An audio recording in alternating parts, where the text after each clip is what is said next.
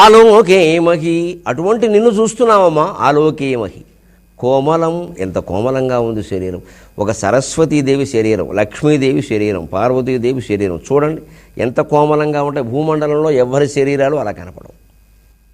ఈ ఉన్నా ఎంత ఉన్నారు, లేకపోలేదు, ఆవిడకంటే తక్కువే కదా. అంచేత ఆ సౌందర్యాన్ని మనం చూసి ఆరాధించడం మాతృరూపంలో అలవాటు పడితే ఇక వీటి వెనకాల పడం. ఇక్కడ కలిగే ఆనందం అదే, నిజానికి అంతకంటే ఏం లేదు.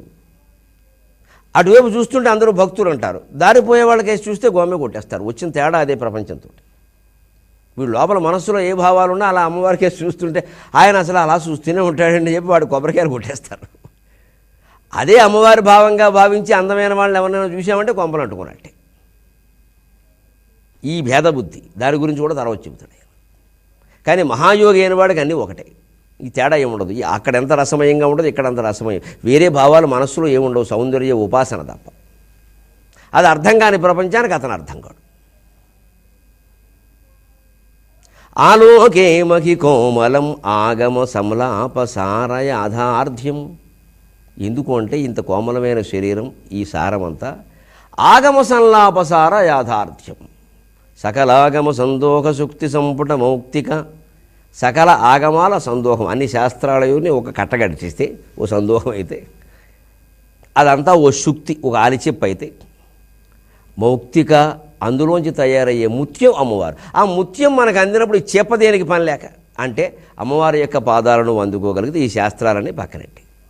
ఘటో వా మృత్పిండోప్యణురపి చ ధూమోగ్నిరచలక పటో వా తంతుర్వా పరిహరతి కిం ఘోరశమనం వృధాకంఠక్షోభం వఘసి తరసా తర్కమచస పదాంభోజం శంభోర్భజ పరమసౌఖ్యం వ్రజ సుధేహి.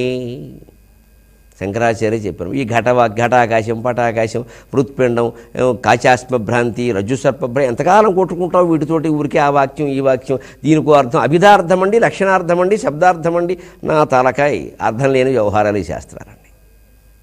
చదివి విసుకొస్తాయి. ఆ మొత్తం శాస్త్రాల యొక్క యథార్థ స్వరూపం ఏదైతే ఉందో అది యొక్క ఆగమ సమలాప సారం అమ్మవారు. ఆ యథార్థ స్వరూపమే సారంగా ఒక రూపం ధరించి నీ ముందుంటే మళ్ళీ ఈ పుస్తకాలన్నీ దేనికి? ఇది చదివామండి, అది చదవడం చాలు, చదివింది ఒకటి చాలు. మనం ఎంతవరకు అన్వయం చేసుకున్నాం, ఆచరించామన్నదే ముఖ్యం.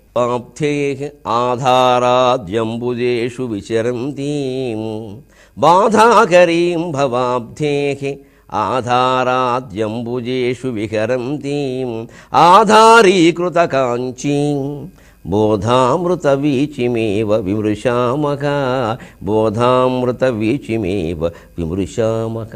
కవులు పండితులు పద్యాలు రాసేవాళ్ళు గమనించండి, ప్రాస కూడా పాటించారు ఇక్కడ.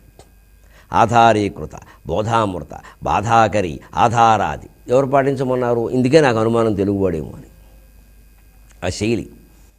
బాధాకరీం భవాబ్ధేహి, ఈ జీవితం అనేటువంటి సాగరాన్ని మొత్తం తప్పింపజేసేది అమ్మవారి యొక్క స్మరణ.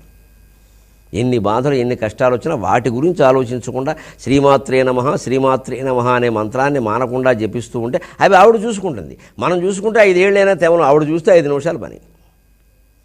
పైగా ఎక్కడుంటుంది ఆవిడ? ఎక్కడో లేదుట. ఆధారాద్యంబుజేషు విహరంతీం, ఆధారము మొదలైన పద్మాలలో, అంబుజం అంటే పద్మం, విహరంతీం మూలాధారే కిరళయ స్వాధిష్టానాంబుజగత మణిపూరాంతరుదిత అనాహతాబ్జనలయ విశుద్ధి చక్రనలయ ఆజ్ఞాచక్ర అంతరాళస్థ నీ శరీరంలో ఉన్నాయి. ఈ 6 చక్రాల రూపంలో ఆవిడ తిరుగుతోంది, ఆవిడ సంచరిస్తుంది. ఒక్కొక్క చక్రం దాటుకుంటూ వెళ్ళమంటే ఒక్కొక్క బంధనం ఛేదించుకుంటూ వెళ్ళడం. బ్రహ్మగ్రంథి విభేదిన్యే నమః, విష్ణుగ్రంథి విభేదిన్యే నమః, రుద్రగ్రంథి విభేదిన్యే నమః. ఈ గ్రంథులు విడిపోయినప్పుడే కదా ఆవిడ దర్శనం లభించేది.